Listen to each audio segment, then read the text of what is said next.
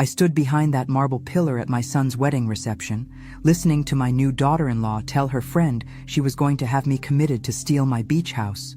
I walked straight to the bar, ordered a double whiskey, and smiled at everyone like the perfect mother of the groom. What happened next changed everything. If you're watching this, subscribe, and let me know where you're watching from, because this story is about to get wild. The grand ballroom at the Riverside Country Club looked like something out of a magazine. White roses everywhere, crystal chandeliers casting warm light over 200 guests, and my son David looking handsome in his navy tuxedo. At 63, I should have been the happiest mother alive. Instead, I was hiding behind a pillar, eavesdropping on my brand new daughter-in-law. "The plan is simple," Jessica whispered to her maid of honor, champagne flute in hand. "We give it 6 months, maybe a year. Document everything. When she forgets names, when she repeats stories, when she seems confused, then we have her evaluated." "Isn't that a bit harsh?" the friend asked. Jessica laughed.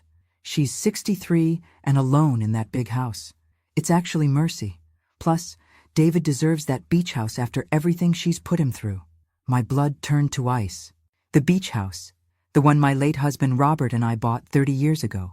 The one where David learned to surf, where we spent every summer, where Robert proposed to me 45 years ago. I stepped back from the pillar, my heart hammering. Jessica caught my eye across the room and waved, that perfect smile plastered on her face. I waved back, because that's what mothers do at their son's wedding. We smile and wave and pretend everything is wonderful. But let me tell you something about pretending. I've had 63 years of practice. David appeared beside me, loosening his tie. "Mom, you look pale. You feeling okay?" "Just tired." "Sweetheart, it's been a long day." "Well, Jessica wants to talk to you about Christmas plans. She has some ideas about traditions." "I bet she does." "How lovely. We'll chat later." David squeezed my shoulder and headed back to his bride. I watched him go, remembering the little boy who used to build sandcastles with me, who cried when he scraped his knee, who promised he'd always take care of his mama. That little boy was gone. In his place stood a 32-year-old man who'd spent the last 6 months defending a woman he'd known for 8 months over the mother who'd raised him alone after his father died. I walked to the bar and ordered that double whiskey. The bartender raised an eyebrow. "Rough day?" he asked. "You could say that." I took a sip, feeling the burn. "Tell me, do you believe in karma?" He chuckled. "In my line of work, ma'am, I've seen enough to believe in everything." "Good answer." I finished my whiskey and set the glass down, because I have a feeling it's about to make a comeback. 3 months earlier, David had brought Jessica home for the first time. She was everything you'd expect a man to choose. Blonde, 28, with one of those smiles that could sell ice to penguins. "Mom, this is Jessica," David had said, practically glowing. "Jessica, this is my mother, Margaret, but everyone calls her Maggie. Mrs. Cooper," Jessica had gushed, giving me one of those too tight hugs. "David has told me so much about you. I've been dying to meet the woman who raised such an incredible man."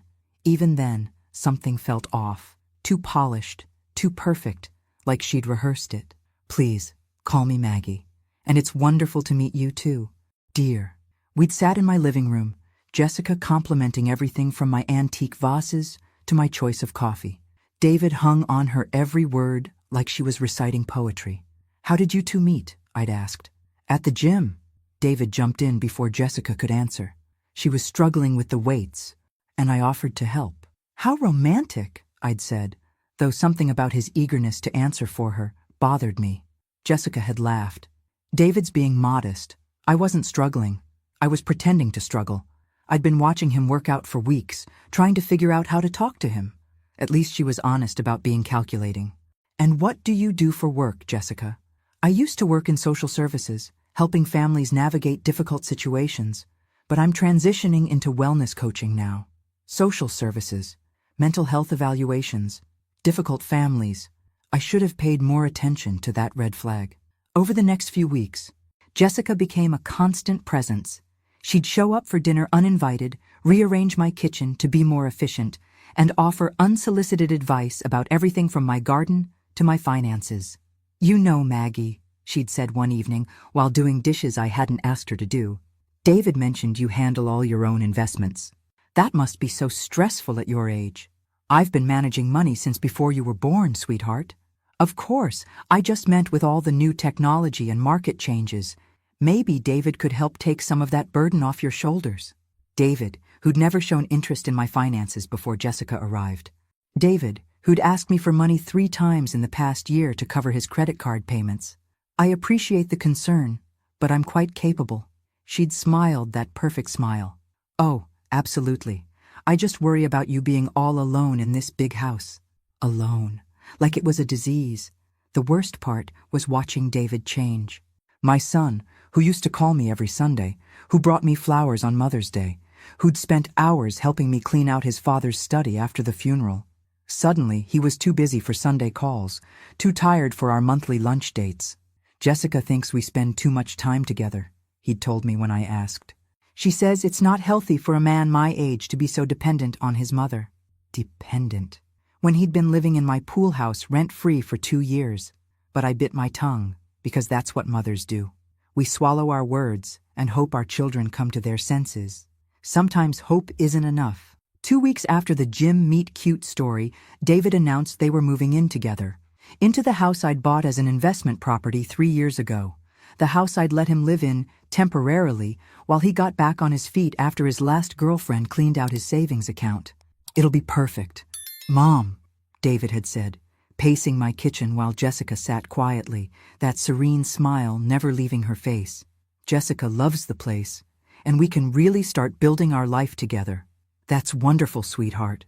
Have you thought about when you might want to take over the mortgage payments? His face had fallen. We're family. Can't we work something out? We have worked something out. For 2 years. Jessica had reached across the table and touched my hand. Maggie, I hope you don't think I'm pushing David into anything. The last thing I want is to come between you and your son. The last thing she wanted. Right. Of course not, dear. I'm just practical about business matters. Maybe we could do a gradual transition? Jessica suggested. Start with David paying utilities, then work up to partial mortgage payments. I'd hate for him to feel overwhelmed by paying his own bills. At 32. That's very thoughtful of you. David had visibly relaxed. See? I told you Jessica would understand. She's great at finding solutions. I bet she was. Within a month, they'd moved into what David now called our house. Jessica had redecorated, throwing out furniture that didn't match their aesthetic and replacing it with pieces that looked expensive but probably weren't. The utility bills stopped coming to me. The mortgage payments didn't start. When I'd called David about it, Jessica had answered his phone. Oh, hi Maggie. David's in the shower. Is everything okay? Just checking on the house payments we discussed. Right. We've been meaning to talk to you about that. Money's been a little tight with all the moving expenses and Jessica's career transition. We were hoping we could start fresh next month? We. Like they were some established entity, instead of 2 people who'd known each other for 4 months. Of course. Next month will be fine. Next month came and went. So did the month after that. When I drove by the house one afternoon, I saw a brand new BMW in the driveway. David's old Honda was nowhere to be seen. I called him that evening. Mom, what's up? Nice car, David. Silence. Then, how do you know about the car? I own the house, remember? I drive by occasionally to check on my investment. That's kind of weird, Mom. Weird. Checking on property I owned was weird. Jessica needed reliable transportation for her new business, he continued. We got a great deal. How wonderful. Speaking of deals, when might you start contributing to the mortgage? Look, Mom, we need to talk. Jessica. Well, we both think you're being a little controlling about the money stuff. Controlling. For wanting my 32-year-old son to pay his own bills. I see. It's just that you use the house as leverage, like you're holding it over our heads. Jessica says that's not healthy family dynamics. Jessica says. Everything was Jessica says now. You're right, David. We should definitely talk about healthy family dynamics. Good. I'm glad you're open to feedback. Jessica's really good at this stuff. It's what she did professionally. Yes, it was. And I was starting to understand exactly what Jessica was good at. The conversation with David happened on a Tuesday. By Friday, I was sitting in my lawyer's office. "Margaret, are you certain about this?" Thomas Hartwell had been our family attorney for 15 years. He'd handled Robert's will, helped me navigate the insurance claims, drafted David's rental agreement for the pool house. Absolutely certain. Both properties? Both. The house on Maple Street and the beach house in Monterey. Thomas leaned back in his leather chair. "May I ask what precipitated this decision?" I could have told him about Jessica's whispered conversation at the wedding that hadn't happened yet. I could have explained about the BMW and the unpaid bills and the way my son now spoke to me like I was an inconvenience. Instead, I said, "I'm 63 years old, Thomas. I want to simplify my portfolio. These are significant assets, Margaret. The beach house alone is worth over $2 million, which is why I want them liquidated properly, discreetly." Thomas nodded slowly. "I assume David doesn't know about this?" "David assumes many things. That's part of the problem. He'll be entitled to notification as your heir, of course. Not if I'm not dead. He won't. Both properties are in my name alone. I can do whatever I want with them. Legally, yes. But Margaret, think about the family implications. I thought about Jessica's laugh when she'd told her friend about having me committed. I thought about David calling me controlling for expecting him to pay his own mortgage. I thought about 40 years of sacrificing for a child who now saw me as an obstacle to his happiness. Thomas, what do you think about people who bite the hand that feeds them? I think they shouldn't be surprised when the feeding stops." "Exactly. How long for the sales to go through?" "If we price them right and you're not particular about maximizing profit, we could close on both within 60 days. "Perfect. Price them to sell quickly. I want clean, fast transactions." Thomas made notes on his legal pad.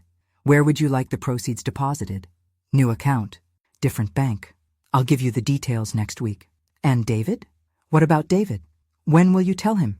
I thought about that for a moment, about timing and consequences, and the satisfaction of watching someone who'd taken you for granted discover exactly what they'd lost. "I'll tell him when he needs to know." Thomas raised an eyebrow but didn't comment. We'd known each other long enough for him to recognize my stubborn streak. "One more thing, Thomas. I want you to research something for me." "Of course." "Jessica Morrison, 28 years old, used to work in social services. I want to know everything. Employment history, background, any legal issues. Any particular reason? Call it maternal instinct." Thomas made another note. "I'll have something for you by next week." I left his office feeling lighter than I had in months. Not because I was selling the properties. Those sales would hurt, especially the beach house. But because I was finally taking action instead of just reacting. Jessica wanted to play games with a helpless old lady. She was about to learn I wasn't nearly as helpless as she thought. The call came on a Thursday morning in October. David's voice was higher than usual, tight with panic. "Mom, we need to talk, now." "Good morning to you too, sweetheart. How are you?" "Don't. Can you come over? Jessica's at work." "So we can talk privately." Interesting. Privately meant without Jessica's supervision. "I'll be right there." I drove to Maple Street slowly, savoring what I knew would be my last visit to the house as its owner. The BMW was gone from the driveway, but David's new truck, another recent purchase he definitely couldn't afford, sat gleaming in the morning sun. David opened the door before I could knock. His hair was disheveled, his shirt wrinkled like he'd slept in it.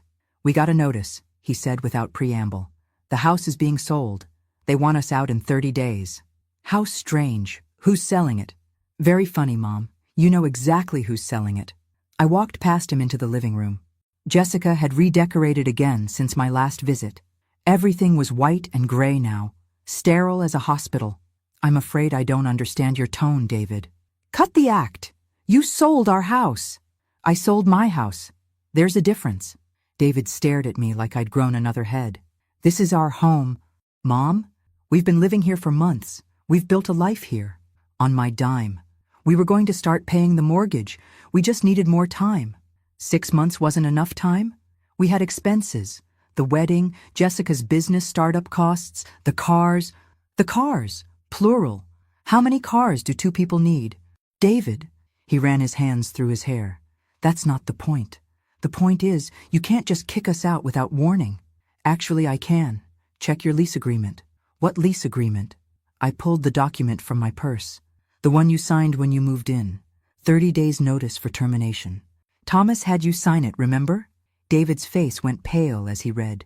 I thought this was just a formality. Family paperwork. All contracts are formalities until someone breaks them. We didn't break anything. You stopped paying rent after the first month. You bought luxury cars while stiffing me on utilities. And according to my research, Jessica's been telling people she owns this house. That last part was a guess, but the way David's eyes shifted told me I'd hit the mark. She was just, people ask questions when you're not on the deed. She was trying to avoid awkward conversations. By lying. By protecting our privacy. I folded the lease and put it back in my purse. Where is Jessica today, David? At her new office. She's launching her wellness coaching business. With what money? She has investors. Do these investors know she's been living rent-free for 6 months? Mom, you're being ridiculous. We're family. Family helps each other. You're right. Family does help each other. Tell me, when was the last time you helped me with anything? I help you all the time. When? We have dinner together. When I cook and you eat. I help with your technology issues. You've never fixed anything technological for me in your life. I provide emotional support by telling me I'm controlling, by canceling our lunch dates, by screening my calls through your girlfriend. David slumped onto Jessica's pristine white couch. This isn't fair, Mom. We're getting married. We need stability. Then get jobs that provide it. We have jobs. Jessica has a startup with mysterious investors, and you have a part-time consulting gig that barely covers your truck payment. That's not employment, David. That's wishful thinking. So you're punishing us for not being rich enough for you? The accusation stung because it was so backwards. I'm protecting myself from people who see me as a bank account instead of a person. That's not true, isn't it? When was the last time you called to ask how I was doing? Not to ask for money or to complain about my behavior, but just to check on your mother? David opened his mouth, then closed it. Exactly. You'll figure something out, sweetheart. You're creative when you need to be. I headed for the door, then paused. Oh, and David? The beach house is sold too. In case Jessica was counting on that for her retirement fund. The sound of him calling my name followed me all the way to my car. I didn't hear from David for 3 weeks. Then Jessica called. Maggie, we need to talk. No pleasantries, no fake warmth. Interesting. Hello, Jessica. How are you settling into your new place? We're staying with my sister temporarily. This situation is unacceptable. I'm sorry to hear you're having housing difficulties. Don't play games with me. You know exactly what you've done. Finally, the real Jessica. I've sold 2 pieces of property that belonged to me. I'm not sure why that concerns you. Those properties were David's inheritance. David's inheritance will be what I leave him when I die. Since I'm not dead, he gets nothing. You can't just cut your son out of your life because he fell in love. I'm not cutting him out because he fell in love. I'm cutting him out because he chose a manipulative gold digger over his mother. Silence. Then, you bitter old woman. There it was. The mask completely off. I may be old, Jessica, but I'm not bitter. Bitter people don't take action. They just complain. David deserves better than this. You're right. He deserves a mother who raised him to be independent and grateful. Unfortunately, I failed at that. This isn't over, Maggie. Oh, I think it is. Unless you have something else to say? Actually, I do. David's been really struggling since you kicked us out. He's been forgetting things, getting confused, having mood swings. I'm worried about his mental health. My blood chilled. What kind of things is he forgetting? Conversations we've had. Appointments, where he put things. Yesterday he couldn't remember how to get to the grocery store we've been shopping at for months. That's concerning. Have you suggested he see a doctor? I think the whole family needs professional help. This dynamic between you two isn't healthy, Maggie. The way you're isolating him, manipulating him with money, it's textbook emotional abuse. Is it now? I deal with these situations professionally. I know the signs. And what do you recommend? Family therapy, with someone who specializes in elder care and family dysfunction. Elder care, like I was some confused old bat who needed managing. That's very thoughtful of you, Jessica. I'll consider it. Good. I'll send you some referrals. Doctors who really understand the complexities of aging and family relationships. I'm sure you will. After I hung up, I sat in my kitchen for a long time, thinking about chess games and strategic moves. Jessica was positioning her pieces, building a narrative. Confused son, isolated from manipulative mother, elder abuse, mental health concerns. She was good, very good, but she'd made one crucial mistake. She'd warned me what was coming. The intervention happened on a Tuesday morning in November. I was making coffee when I heard cars in my driveway. Through the window, I saw David's truck, a sedan I didn't recognize, and a white van. The doorbell rang. David stood on my porch with Jessica, a woman in scrubs and a man in a suit. "Mom, we need to talk." "Good morning, everyone. This is quite a crowd for a Tuesday." The man in the suit stepped forward. "Mrs. Cooper, I'm Dr. Franklin from Serenity Springs Mental Health Facility. Your family has expressed concerns about your welfare." How thoughtful of them. Jessica moved closer. "Maggie, we're here because we love you. David told Dr. Franklin about the concerning behaviors you've been exhibiting." "Such as?" David wouldn't meet my eyes. "The property sales, Mom. Liquidating major assets without any logical reason. Making impulsive financial decisions." "I see. And this concerns you because?" "Because it's not normal." David's voice cracked. "You sold our homes, Mom. You left us with nowhere to live. That's not rational behavior." "Doctor." Franklin consulted his clipboard. "Mrs. Cooper, are you currently taking any medications?" "Just vitamins." "Any recent changes in sleep patterns, appetite, or mood?" "I sleep fine, eat well, and my mood has actually improved considerably." "Your son mentioned you've become isolated, cutting off family relationships." "I've become selective about who I spend time with." The woman in scrubs stepped forward. "Mrs. Cooper, I'm Nurse Patricia. We're here to help. Sometimes as we age, we don't recognize changes in our own behavior." "How old are you, Patricia?" That's not relevant. "I'm 63. How old are you?" 34. "So you're going to explain aging to someone who's been doing it 30 years longer than you?" Franklin cleared his throat. "Mrs. Cooper, your family has provided documentation of concerning incidents. Forgetfulness, confusion, inappropriate financial decisions." "What documentation?" Jessica pulled out her phone. "I've been recording some of our conversations, Maggie. The things you've said, they're not rational. May I hear these recordings?" "This isn't a trial, Mom," David said. "We're trying to help you. By ambushing me with strangers? By getting you the care you need," Jessica said firmly. "Dr. Franklin can evaluate you properly. Make sure you're safe." "Safe from what?" "From yourself. From making decisions that hurt you and everyone who loves you." I looked at my son, my baby boy, who used to crawl into my bed during thunderstorms, who'd cried when I dropped him off at kindergarten, who'd called me his best friend until Jessica came along. "David, look at me." He finally met my eyes. "Do you really believe I'm mentally incompetent?" "I believe you need help, Mom, and I believe Jessica knows how to get it for you." "I see." I turned to Dr. Franklin. "What exactly are you proposing?" "A 72-hour evaluation period. We'll run some tests, do some assessments, determine the best course of treatment.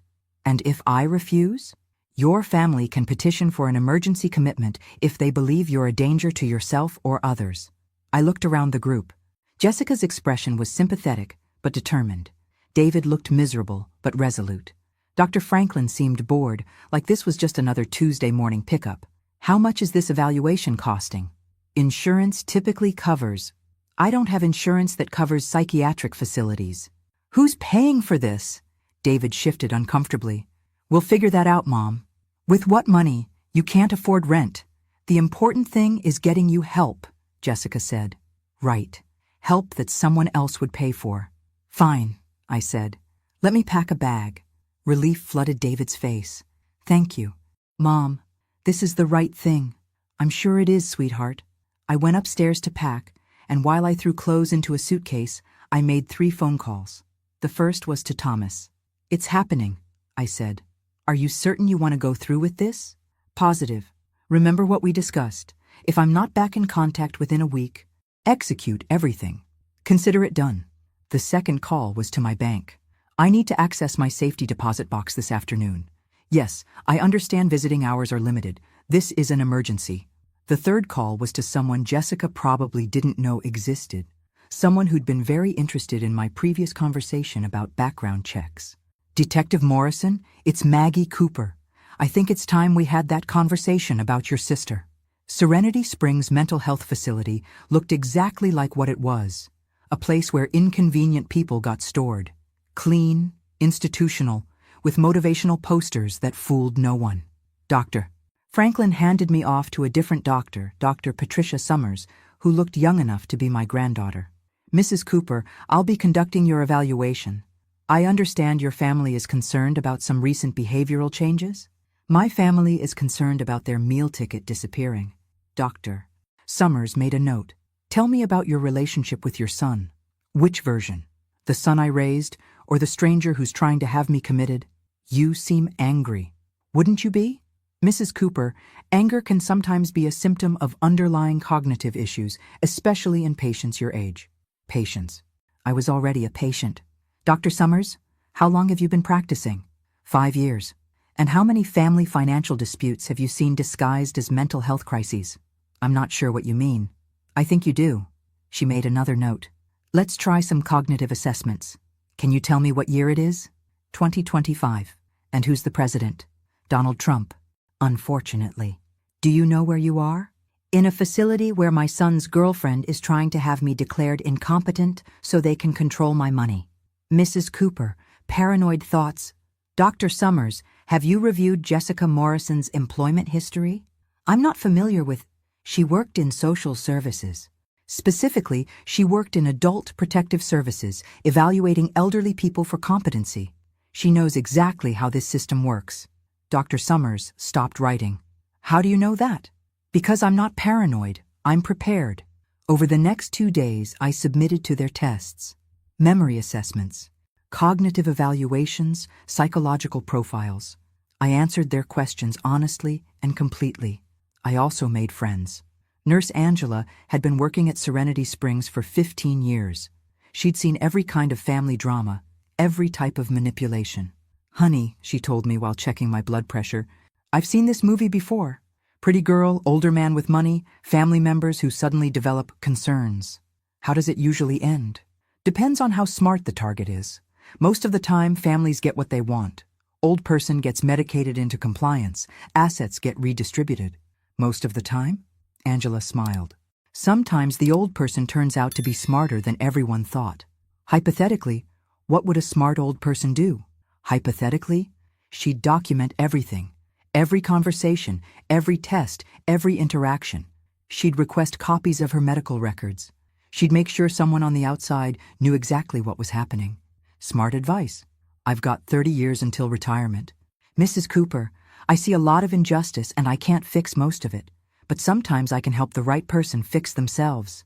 On my 3rd day, Angela brought me a manila envelope. This came for you. Legal mail.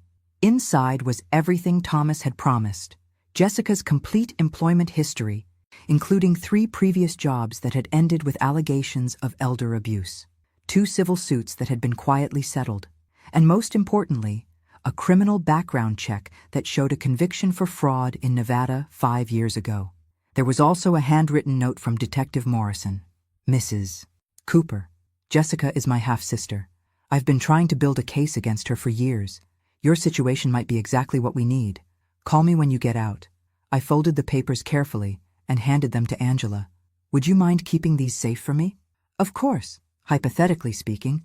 When might you need them back? Tomorrow morning. I have a feeling I'm about to be declared competent. Angela smiled. Funny how that works. Dr. Summers delivered the news with obvious reluctance. Mrs. Cooper, I've completed your evaluation.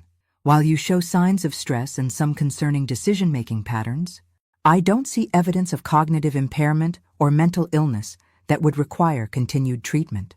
How surprising. However, I do think family counseling would be beneficial. The dynamics between you and your son seem complex. I'm sure they do. Your son and Jessica are here to take you home. Home.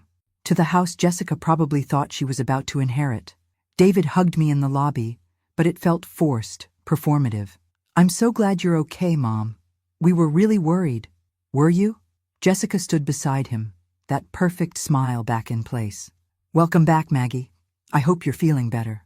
Much better. Thank you. In David's truck, Jessica turned to face me from the front seat. Maggie, I think we all learned something from this experience. Communication is so important in families. I couldn't agree more. I was thinking maybe we could have dinner tonight? Start fresh? That sounds lovely. Why don't you both come to my house around 7? David glanced at Jessica. Are you sure you're up for cooking? Oh, I won't be cooking. I'm ordering in, from that new place downtown. Great, Jessica said. We'll bring wine. Perfect. They dropped me off at my house with promises to see me soon. I waved from my porch until they drove away, then went inside and made phone calls. The first was to Detective Morrison. I'm out. When can we meet? How about right now? I'll bring backup. The second was to Thomas. Execute everything. Tonight. Are you certain? Absolutely. And Thomas? Make sure the process server knows they'll be at my house at 7. The third was to Angela at Serenity Springs. I need copies of everything from my file. Every note, every test result, every conversation. Already copied and sealed. I'll drop them by this afternoon. The fourth was to the catering company downtown. I need dinner for 8 people delivered at 6:30. Something impressive. Money's no object. I spent the afternoon reviewing documents and preparing. At 6:30, enough food for a small army arrived. At 6:45, Detective Morrison and 2 other officers pulled into my driveway in unmarked cars. At 7 o'clock exactly, David and Jessica knocked on my door. Come in, I called. There are some people I'd like you to meet. The look on Jessica's face when she saw Detective Morrison was worth every penny this had cost me. Hello, Jess, he said. Been a while. David looked confused. Mom, what's going on? Who are these people? David. Meet Detective Morrison, Jessica's half-brother. Jessica's perfect composure cracked. Danny, what are you doing here? My job, Detective Morrison replied. Mrs. Cooper, would you like to tell them? Or should I? I'll handle it. I turned to David. Jessica has done this before. 3 times that we know of. She targets men with wealthy family members, manipulates them into cutting off their families, then orchestrates mental health crises to gain control of assets. That's ridiculous, David said. But his voice lacked conviction. Is it? Detective Morrison, would you share what you found? Jessica Morrison, also known as Jessica Wells and Jessica Martinez, has been under investigation for elder fraud in 3 states. She was convicted in Nevada 5 years ago for bilking an 80-year-old man out of his pension. David stared at Jessica. Is that true? It's complicated, Jessica said. That case was... there were misunderstandings. What about Margaret Thornfield in Arizona? Detective Morrison continued. 83 years old, committed to a facility after her nephew's girlfriend convinced him his aunt was incompetent. The aunt who died in that facility 3 months later. After signing over her estate? That was different, Jessica whispered. Or Harold Brennan in Colorado. 76, isolated from his family, committed after his son's fiancée documented his declining mental state. He's still in a facility, by the way. Been there 2 years. David sank into my couch. This can't be real. I'm afraid it is, sweetheart. I sat beside him. The engagement ring she's wearing? It belonged to Margaret Thornfield. Jessica kept it as a trophy. Jessica's hand instinctively went to the ring. You don't understand. These people were being taken advantage of by their families. I was protecting them. By stealing their money? By ensuring they got proper care. In facilities where they died alone while you spent their life savings? David looked at the ring on Jessica's finger, then at his girlfriend of 8 months. How long have you been planning this? Planning what? David, you're letting your mother poison your mind against me. She researched me, didn't she? I asked Detective Morrison. Before she approached David? We found extensive files on your family, Mrs. Cooper. Financial records, property ownership, your husband's obituary, David's employment history. She knew exactly what she was walking into. David stood up slowly. You targeted me. This whole relationship, you targeted my family. David, please. I love you. You love my inheritance. That's not true. Detective Morrison stepped forward. Jessica Morrison, you're under arrest for conspiracy to commit fraud, falsifying medical documentation, and elder abuse. As he read her rights, Jessica finally dropped the act completely. You think you've won? She snarled at me. Your son will never forgive you for this. You've destroyed his life just to prove you're smarter than me. No, I said quietly. I've saved his life, and my own. David watched silently as they led Jessica away. When the police cars disappeared, he turned to me. "Mom, I am so sorry. I know you are, sweetheart. How can you ever forgive me?" I thought about that question for a long moment. About trust and betrayal. About love and disappointment. About the difference between forgiving and forgetting. "David, I forgave you the moment you realized what had happened. But forgiveness doesn't mean pretending this didn't hurt." "I understand." "Do you?" "Because I need to know that you understand how close we came to losing everything. Not just money, everything." David nodded, tears in his eyes. "She almost destroyed us." "Yes, she did. And you helped her. I thought I was protecting her from you. She made me believe, God, Mom, she made me believe you were the problem." That's what people like Jessica do. They're very good at it. How do we fix this? I looked at my son, really looked at him for the first time in months. He looked older, tired, like he'd been carrying a weight he was finally able to put down. "We start over, slowly, with honesty. And the houses are sold. I'm keeping the money." David winced but nodded. "I deserve that." "Yes, you do. But David?" "Yeah? When you're ready to rebuild your life, your real life, not some fantasy Jessica sold you, I'll be here to help." "Why?" "Because despite everything, you're still my son. And mothers don't give up on their children, even when their children give up on them." 6 months later, I was sitting on the deck of my new beachfront condo, watching the sunset paint the Pacific in shades of gold and pink. The place was smaller than the house I'd sold, but it was mine, and it was peaceful. David had called that morning to tell me about his new job, real employment this time, with a steady salary and health insurance. He'd moved into a small apartment, was seeing a therapist, and had started paying back the money Jessica had spent using his credit cards. "I'm proud of you," I'd told him. "I'm trying, Mom. I'm really trying." "I know you are."